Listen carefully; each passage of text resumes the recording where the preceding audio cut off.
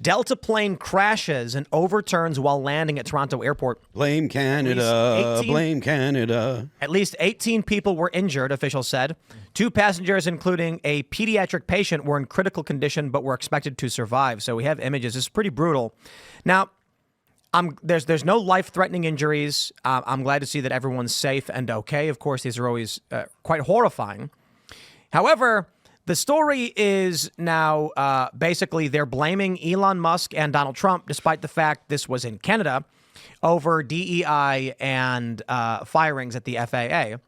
We have this from the AP. Trump begins firings of FAA staff just weeks after fatal DC plane crash. And then I think we have this here. Oh, so this is the actual video. And then I thought I had another tweet pulled up on this one. I guess I don't. Basically, where they're saying, despite the fact this was in Canada, we really got to call out Trump and Elon over the firings of the FAA because, this is their fault. So here's the question. All last year, prominent conservative voices were warning with all the DEI pushes, and not even this, like 2 years ago. Charlie Kirk got attacked by Democrats because he said something to the effect of, like when he goes into a plane, the last thing he wants to be worrying about is the race of the pilot. And he's like, and then you notice that you've got like 2 black pilots and you're wondering, did they hire the best people or did they hire people just based on their race? They said, oh, how racist of you for saying that. How dare you? And Charlie's point was he doesn't want race to be the predicate for his feelings on the pilots, but he knows these companies are using race as the criteria instead of capability of flying a plane. Well, Donald Trump gets in. It's been 3 weeks. It's been we're close to a month now. And Democrats are coming out saying, aha, it's Trump's fault all of these plane crashes are happening because he's trying to get rid of DEI. I'm going to blame Trudeau. I'm just going to do that. Yeah. It's Trudeau's fault. I'm going to blame 70-mile-an-hour winds. Yeah, it was so windy today, dude. Yeah. Whoa, what? Yeah. And it was windy here and there. Yeah, look at the pictures. The place is covered in snow. Yeah. It was super windy. I mean, it sucks. The only reason I made that joke and sang the song is I know no one died, so it was okay to make light of it a little bit. But the runway is covered in snow. How did it flip over? That's wild. If I understand correctly, there was really strong winds, and if a wind catches a wing, So I mean, it was horrible after the DC crash that happened a month ago. There was a lot of people who said it was only a matter of time. There was a lot of warning signs. I mean, I think it actually makes the argument for DOGE and makes the argument for firings and revamping of the FAA because they knew that this was only a matter of time in DC. Obviously, we don't know what happened here, but it's time. It's like before it's too late and before more, innocent people die. They're saying that Trump and Elon going into the FAA and firing people is what's causing this. That's because ridiculous. These people don't understand long-term change. Yeah. Democrats are based on short-term gratification. If you do it now, it happens now. Unless it's per their excuse, Trump is receiving the benefits of the Biden economy or whatever. Or Biden's economy was bad because it was Trump's fault. It's whatever is politically advantageous. In this regard, though, I think it's fair to say you don't get a series of plane crashes 3 weeks into policy change. Yeah. So we saw that there was with the DC plane crash, they had been complaining for years about flying helicopters in a landing path. Mm-hmm. That's not anything Trump was doing during the Biden administration. There is something that we've been talking about for at least year and a half or so on the show, and it's a crisis of competence. We've been saying this is going to happen, that there's going to be problems because you cannot help but have people that are not as qualified as necessary filling these jobs when you make the anything other than who is the most qualified.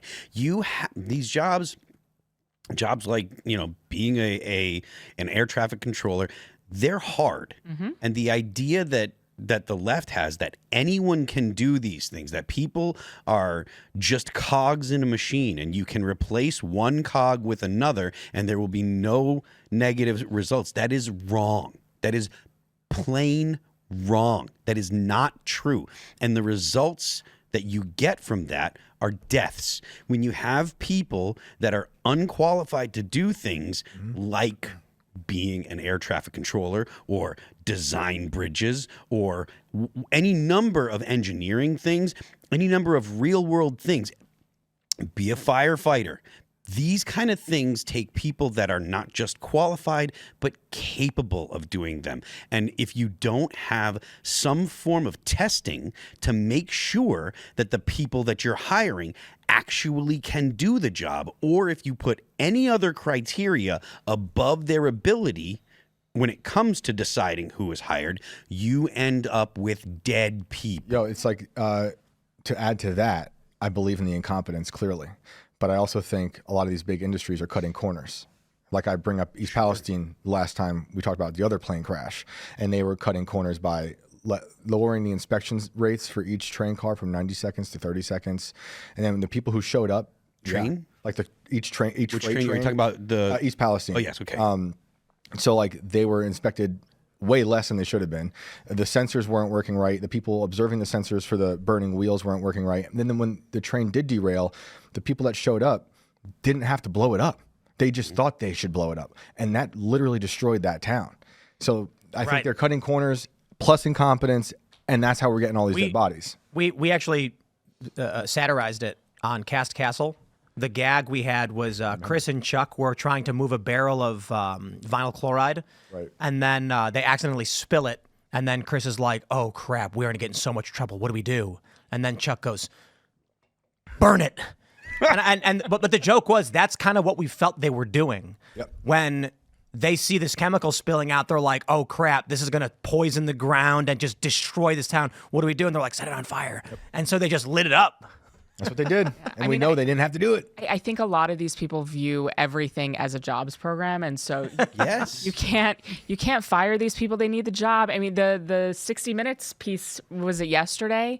It was funny because they thought they portrayed these people as USAID employees, but actually they were like political appointees who were going to lose their job regardless. But like all of these people think that they deserve jobs. I mean, that's the problem with our entire school districts. It's incompetency. I don't think it's as much the indoctrination is just total incompetence. And I'm wondering now, fast forward a year and a half from now, when all of these incompetent people lose their jobs, what are we going to do with them? There's a lot of really stupid people. Have you guys ever seen the plane crash test video, which breaks down the safest place of a plane to be in? Yeah.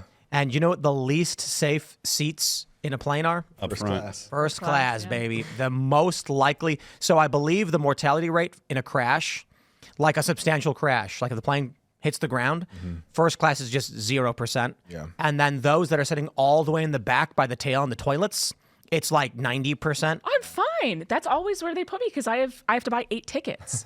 And the only place they'll ever put us is next to the toilet. Me, I'm sitting up front, first class with my feet up. Like if this baby goes down, I'm first out. You know what I'm saying? Well, But I gotta have 6 kids. At least I get a glass, actual glass with sparkling water and some lime juice. There you go. I get feet on. Go down in style. Yeah, they give you actual metal flatware in first class. Yeah, that's right. I was actually surprised they gave people a knife and a fork, considering they won't let you have shampoo. My 3-year-old urinated on me last time I flew. So Congratulations. we have different experiences when we fly. Biowarfare. Yeah. Yeah, I guess. Yeah. Well, I do think it's fair to say that we were always going to go into the valley of death. Like with all of these jobs and the DEI stuff, we did not reach critical failure point. And imagine this, the plane is going down. That's the Biden administration. It hits the water and we think it's all over. But then it shoots up out of the water with Trump flying it. I hope that's what happened. And we're like, how did that happen? It's when he got shot in the head and he stands up and yells, "Fight!" That's where we're at right now. It's pretty amazing. I can't deny that. I do think that there is a significant possibility that there could be really, really great things that come from all the changes at these vital, these vital institutions like the FAA. But I do think that it's not going to happen fast, and the crisis of competence that we have been warning about, we're seeing now. Yeah. The reason that I think that we haven't seen more tragedies when it comes to air travel is because flying is just that safe. Yeah. Like it is if I understand correctly, there are redundancies on redundancies. And when there's an accident, it's multiple people make a mistake. Like the the crash at DCA was a fluke. I mean, what I mean is it was not that there was a problem with either of the vehicles. It was man-made. It was not an accident because of the plane or the helicopter. It was because of, if I understand correctly, it was because of miscommunication between the pilot of the helicopter and the ground crew, and that was because there's supposed to be 2 people and there was only 1. But the number of near misses that happened at DCA, if you go through the history of like near miss accidents, was shockingly terrifying. I feel like it was only a matter of time. Honestly. Between planes, people have been warning about it, and not just that, but like planes go. DCA is like a really unsafe airport. Actually, I don't like going there. I mean, I love it because it's so convenient. Yeah. But it was actually interesting. I was talking to my friend, and she said that a lot of these direct flights that are scheduled out of DCA are because senators are lobbying DCA to have direct flights back to their home districts. And so it's like an artificially actually very unsafe area. But I looked at the history of like near misses at DCA, and DCA is a uniquely terribly unsafe.